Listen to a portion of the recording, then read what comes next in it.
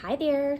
Today we'll be working on the Boho Bobble bag. I am very excited to get started. The first thing I'll be showing you is how to prepare your zipper.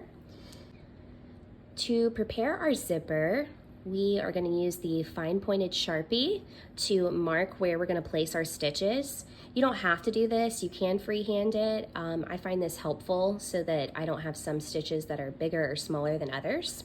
So you'll need 32 surface slip stitches on each side of your zipper, and then one stitch connecting the two sides of the zipper tape on each end.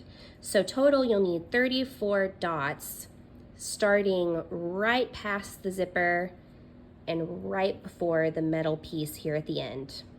So I'm going to go ahead and show you where it should be. It should be about midway through the zipper tape. So right here, right past this metal piece in the middle of the zipper tape, and then I will go across and try to space them out as evenly as I can. I'll go ahead and do that and meet you back. All right, I've got my zipper prepped here, and now the first thing that I'm going to do is take my metal crochet hook and I'm going to push it through this first dot through the zipper tape. It should go through relatively easily, and then take my crochet thread and make a loop. Give yourself a little bit of a tail to weave in later.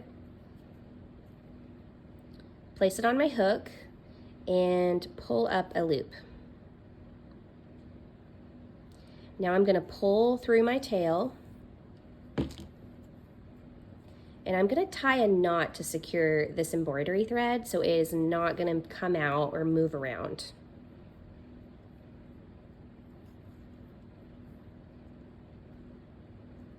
And it's okay if it pulls your zipper tape a little bit. The important thing is that this is not going to move.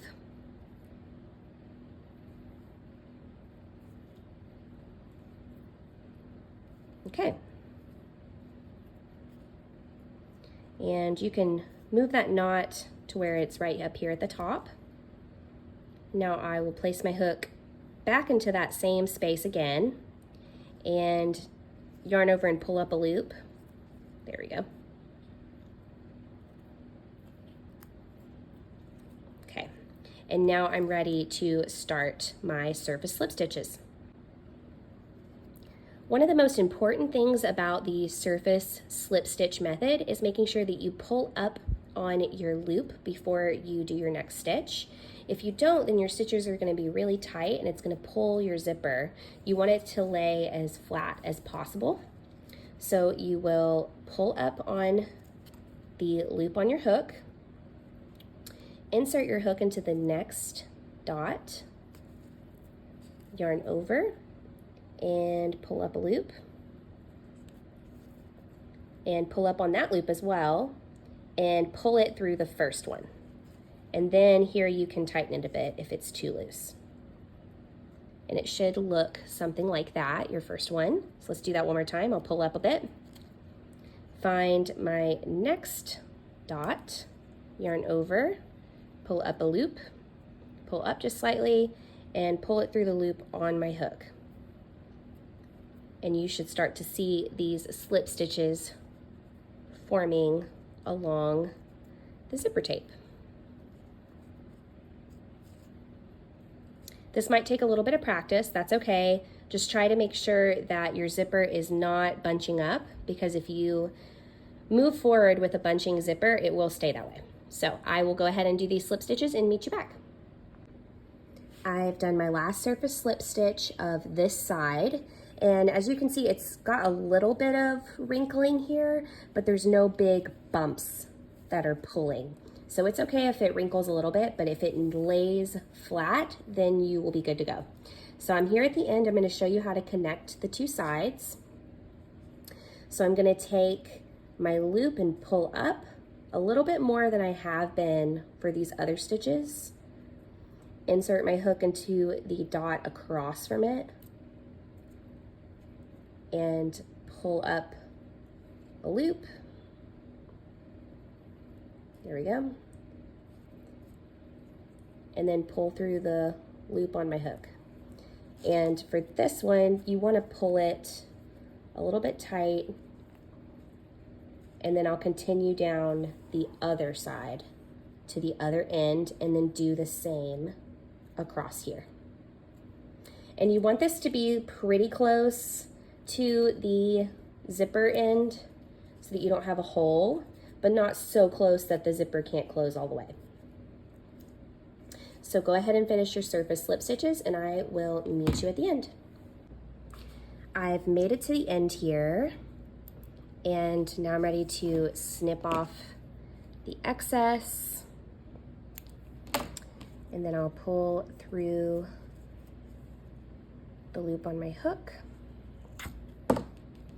And then you can actually use the other tail to tie a knot and secure it.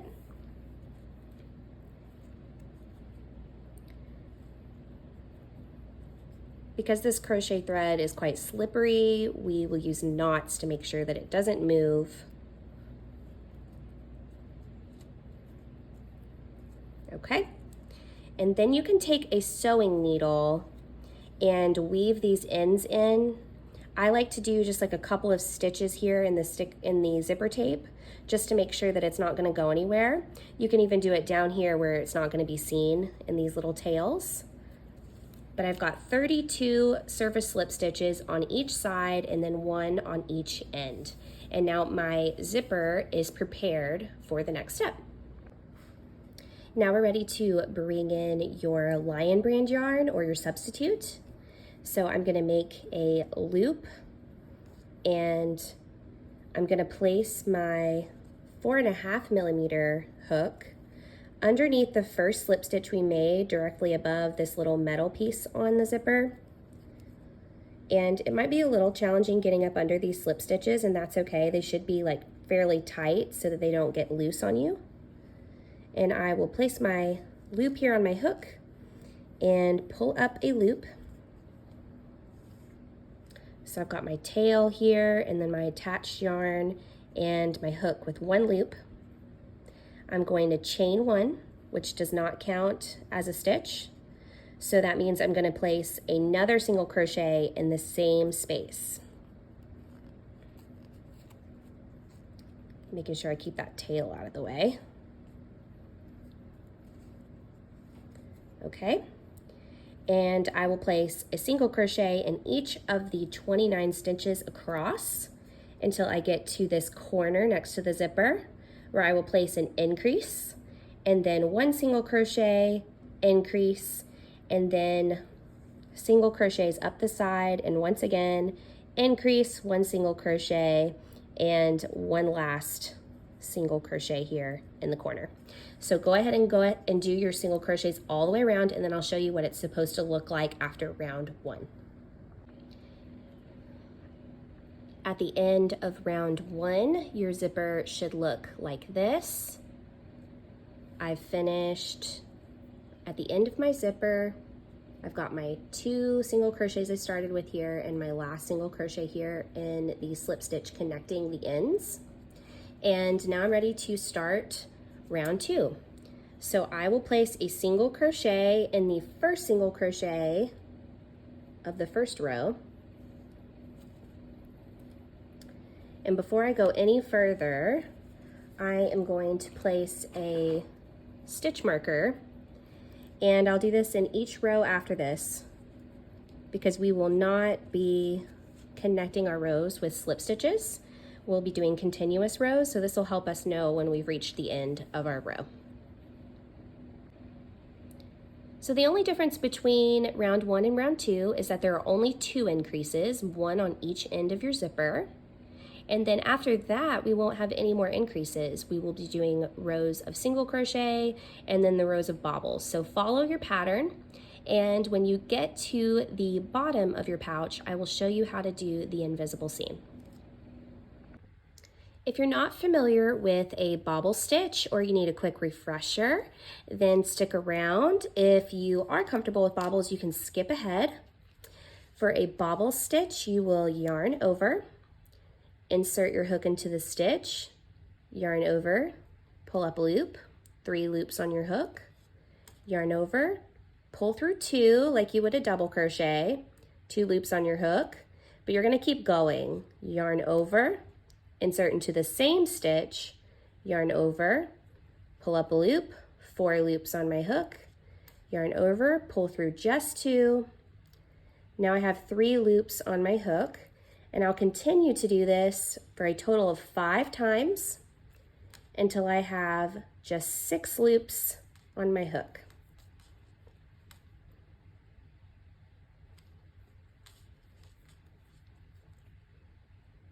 One, 2, 3, 4, 5, 6. And I'll yarn over one more time and pull through all 6 loops on the hook. So that is the bobble stitch. And then in the next stitch is the single crochet, and when you do that single crochet, you're going to push that bobble forward with your finger and then tighten it down. And you'll see it sticks out nice and pronounced. I have just finished row 29, so the 5th row of single crochet, and now I'm ready to do my invisible seam at the bottom of the bag. So to do this, I'm going to remove my hook, and I need to turn my bag inside out. So to do that, I'll unzip the bag, and it's really important that you unzip it, otherwise after you do your seam, you won't be able to flip it back. And then I'm going to turn my bag inside out.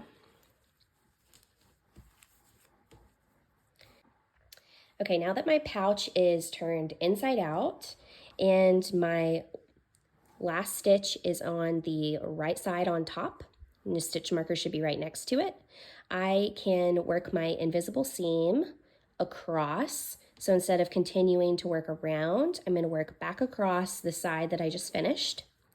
So the first thing I'll do is single crochet in the stitch I just did.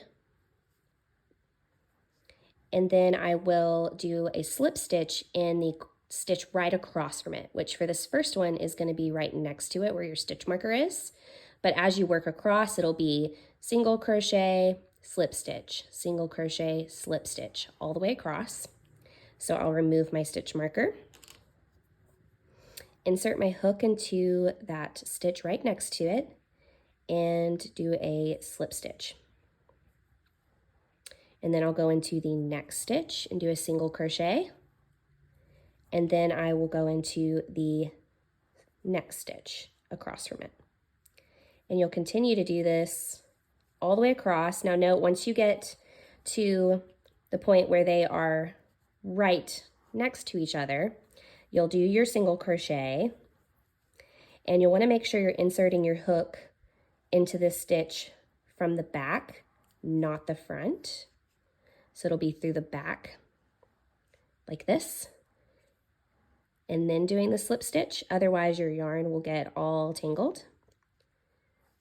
So do the single crochet and then the slip stitch in the stitch across from it. You should have 36 single crochets and 36 slip stitches total. So work your way across, tie off, and weave in your ends. If your project is laying kind of funny or twisting, you can block this project. I recommend damp blocking, so you'll just lightly spray it with water, fabric softener, and place a book on it or pin it down for it to dry. For the zipper pull, I took some scrap yarn and I folded it in half, and I put the loop through my zipper pull, and then I'll pull the ends of my yarn through that. And now I can add a bead or charm or whatever I want, and then knot it off at the bottom. And there you have it. You've got your no-sew zipper pouches. Enjoy.